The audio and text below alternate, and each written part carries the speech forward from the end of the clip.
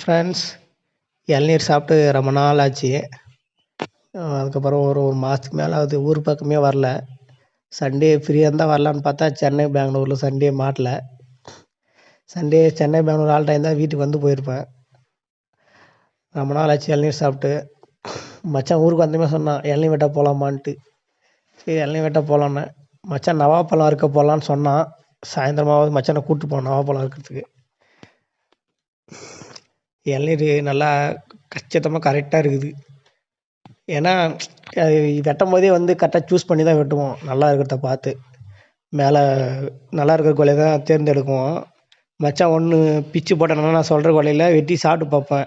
நல்ல இளநீ வந்து நல்லா வழுக்கையாக தண்ணி டேஸ்ட்டாக இருக்கிற கொலையை மட்டும்தான் கரெக்டாக சூஸ் பண்ணி வெட்டுவீங்க. ஏன்னா அப்போ தான் தண்ணி குடிக்கிறதுக்கு நல்லாயிருக்கும். தேங்காயும் வந்து வழுக்கையாக வந்து இருந்தால் தான் நல்லா அப்படியே நோண்டி சாப்பிட்றதுக்கு சும்மா அருமையாக இருக்கும். மொத்த காயெல்லாம் பார்த்தீங்கன்னா டேஸ்ட் வந்து கொஞ்சம் நல்லா இருக்காது. ஒரு மாதிரியாக இருக்கும் டேஸ்ட் வந்து. எப்பவுமே இளநீரில் வந்து அந்த தேங்காய் வந்து லைட்டாக கூழ் மாதிரி இருக்கணும். அப்போ தான் வந்து சாப்பிட்றதுக்கு அப்படியே நல்லா இருக்கும். நமக்கு அப்படியே அல்வா மாதிரி நல்லா இருக்கும். கெட்டியாக இருந்தோம்னா வச்சுக்கோங்க, தேங்காய் சாப்பிட முடியாது.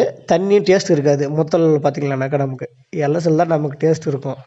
அதே மாதிரி இந்த லைட்டாக தேங்காய் வந்து கொஞ்சமாக வராத வந்துச்சுன்னா கூட பார்த்திங்கன்னா உங்களுக்கு சளி பிடிக்கும் ஓவராக. ரொம்ப புட்டை சாப்பிட்டோம்னா, ரொம்ப எல்லசாகிற இளநீர்னா தேங்காய் உள்ள முக்கால்வாசி ஒரு கால்வாசி வச்சுருக்கணும், நல்லா லேயர் அல்வா மாதிரி. சுத்தமாக அதில் தேங்காய்லாம் தண்ணி மட்டும் இருந்ததுன்னா அதில் பார்த்திங்கன்னா டேஸ்ட்டு வந்து நல்லாயிருக்கும். பட் வந்து சளி பிடிச்சிக்கும் சீக்கிரம் நமக்கு இளநீர் சாப்பிட்டோம்னா. நல்லா வழுக்கையாக இருந்தால் தான் வந்து நம்ம கரெக்டாக சளி பிடிக்காது, ஓரளவு கரெக்டாக இருக்கும். சும்மா கோல்டு தான் வந்து இளநீர் ரொம்ப அதிகமாக குடித்தாலும் பிரச்சனை. ஆனால் நாம் இருக்கிற வெயிலுக்கு நாம் ஒரே ஆள் 4-5 குடிக்கிறதே இளநீர். ஒரு ஆளுக்கு 6-7 கணக்கு போட்டு தான் தள்ளுறது இளநீர். ஃபஸ்ட்டு ஒரு ரவுண்டு நானும் மச்சானை வெட்டி சாப்பிட்டீங்க. அப்புறம் எங்கள் அண்ணா வந்துச்சு. அண்ணா வந்ததும் இன்னொரு கொலை ஏறி வெட்டிட்டோம் 2வது ரவுண்டு.